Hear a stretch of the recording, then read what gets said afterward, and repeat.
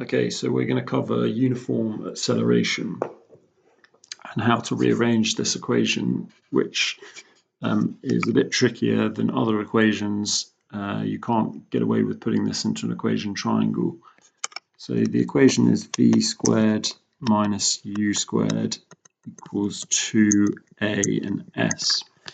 We'll talk about what those various parts of the equation mean later, but let's start with looking at the logic of how you rearrange. So if I wanted to try and calculate s, I'm going to write this equation out again, and I'm going to note that if I have a 2 and an a and an s right next to each other, that actually represents 2 times a times s. Now the rule is if I ever want to transfer one thing from one side of the equation to the other, I have to do the opposite of what it's currently doing. So I need to get s by itself, so that means I'm going to need to move the 2 and the a. So starting with the 2 is currently timesing. So if I'm moving it to this side of the equation, I'm going to have dividing by 2. The a is also currently timesing, so that is going to go underneath next to the a. So it is also going to divide. And that 2 and a are right next to each other, so they're going to be times. And there we have the equation for s. So let's just put that to one side for a moment, and then let's have a look at the equation to calculate a. So if I wanted to calculate a in this equation, then I'm going to write this equation out underneath. I'm going to need to move the 2 again, which I'm going to do the same fashion. So I'm moving it to the other side of the equation, so it's going to turn into divide. And I'm going to need to move the s, which is also going to turn into a divide. So that's going to go underneath there with the 2, and they're next to each other. So that is 2 times s. So that's going to be my equation to calculate acceleration. So let's put that to one side as well. Oh, there we go. Then let's now say I want to try and calculate v, this side of the equation. If I want to calculate v, I'm going to write this out again. What I need to do is I need to get this onto this side of the equation. So the opposite of minus u squared, if I want to move it over, is going to be plus u squared. So that is going to give me v squared, but I want to just get v rather than v squared. So if I take this square root, this square, and I take it over to the other side of the equation, it's going to turn into a square root, which is the opposite of squared. So I'm going to square root like so. So that's going to how I'm going to calculate v. And let's just move this down here. Then finally, if I want to know how to calculate u, this is a little bit trickier. I'm going to write this down.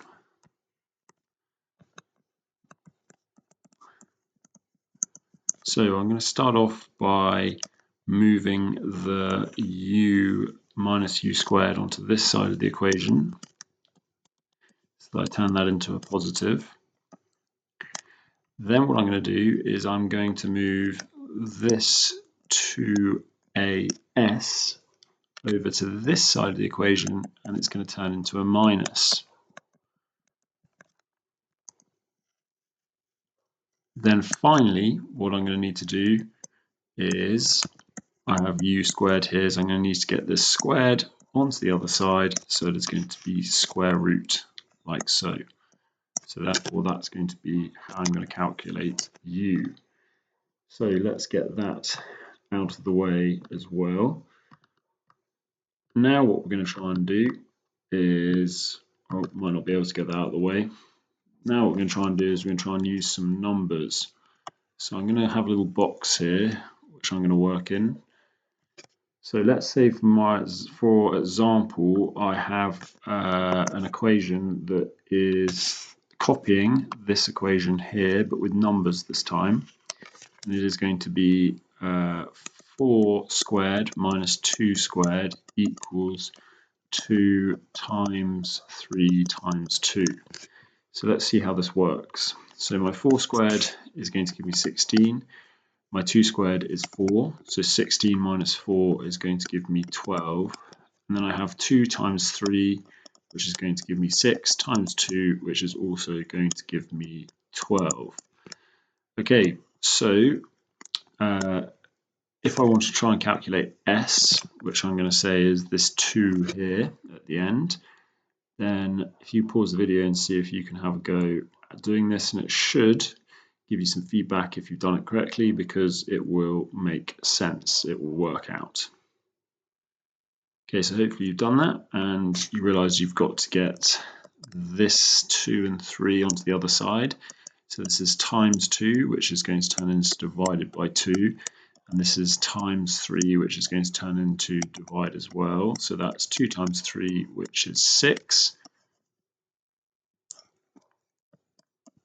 And we're going to have this total here being 12.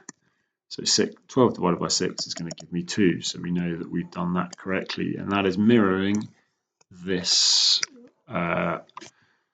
equation that we worked out earlier.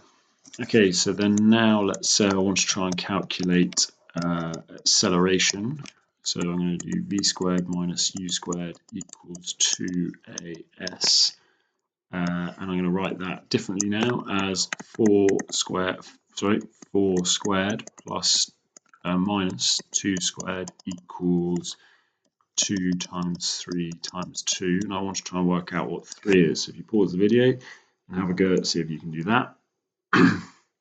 Okay, so hopefully you've done that and you have realized that you need to get this times 2 and this 2 onto the other side of the equation.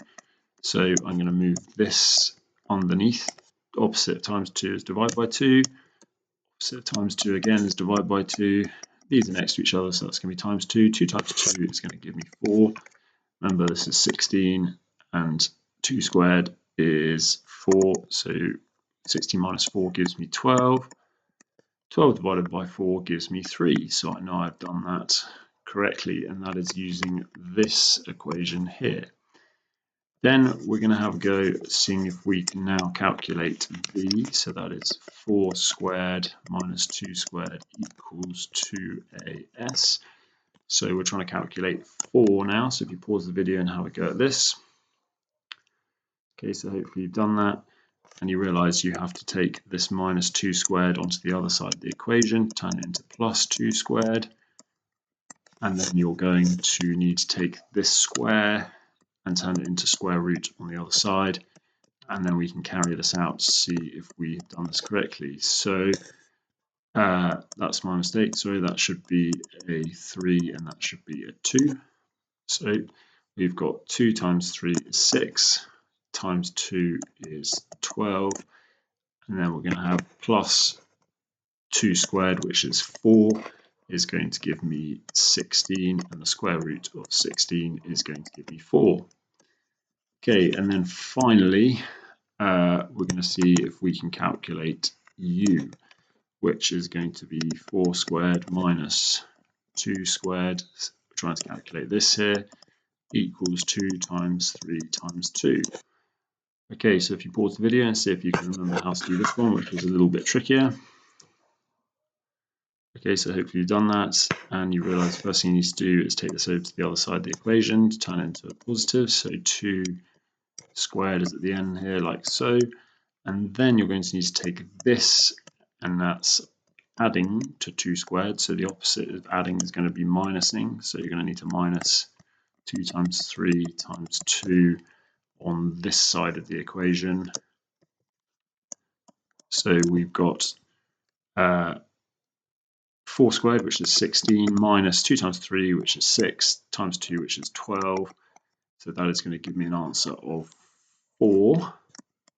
And then finally, the square root, I go onto this side to turn it into square root, and the square root of 4 gives me 2. Okay, so that's how we rearrange this equation. Now we need to have a little bit of a think about what the different parts of the equation mean and their units. So v squared stands for final velocity, and that's going to have the unit of meters per second. U squared has got is standing for initial velocity, and that is going to be meters per second. 2 is just 2. A stands for acceleration,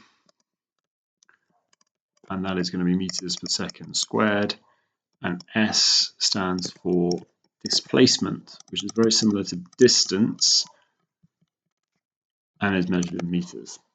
Okay, so you may have a question. I'm going to get rid of some of this stuff now, and the question might be something like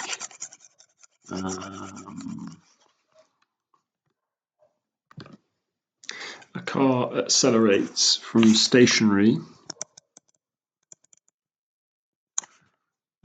to, let's say, 5 meters per second. So stationary is going to be its initial velocity, and 5 meters per second is going to be its final velocity. And it does this over a distance of 2.5 meters. So that's going to be our S, that's going to be our displacement. And using this equation, we want to try and calculate acceleration. Okay, so if you pause the video and just try and remind yourself how you rearrange this equation in order to work out acceleration. Okay, so hopefully you've done that, and we're writing this out again, and that is going to be that you need to get A by itself, so this times 2 needs to go onto the other side of the equation, so it's going to be divided by 2, and this S needs to go on the other side of the equation. Opposite of times S is divided by S, so they're together, so they're going to be times. So then what I need to do is plug in my correct figures into the correct part. So my final velocity of V, I was told was 5, so I'm going to change that V to 5. I was told it started from stationary, so my initial velocity was 0, and my displacement, the distance, was 2.5. So then I'll carry this out. 5 times itself is 25. 0 squared is just 0, so that would just be 25 minus 0, which is just 25. 2 times 2.5 is 5. And 25 divided by 5 gives me 5. So my acceleration is 5 meters per second squared.